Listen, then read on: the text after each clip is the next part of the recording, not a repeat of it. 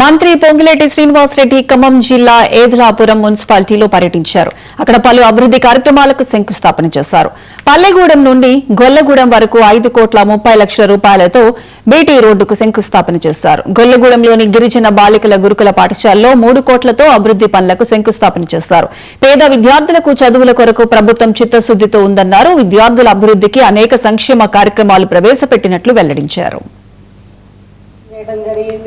మన ప్రభుత్వంలో ఇంత గొప్పగా ఎన్నో స్థానిక మున్సిపల్ చైర్పర్సన్ బాలికలకి నా ఆశీస్సులు.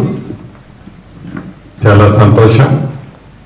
ఇప్పుడే మన రెసిడెన్షియల్ స్కూల్కి సంబంధించి 4,85 లక్షల రూపాయలతో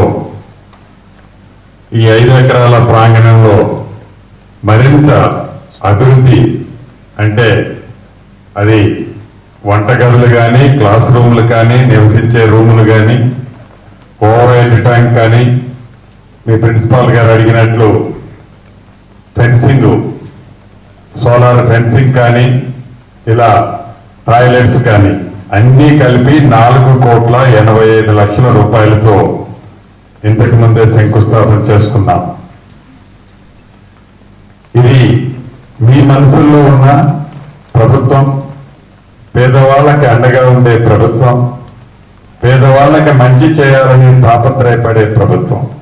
స్థానిక మున్సిపల్ చైర్పర్సన్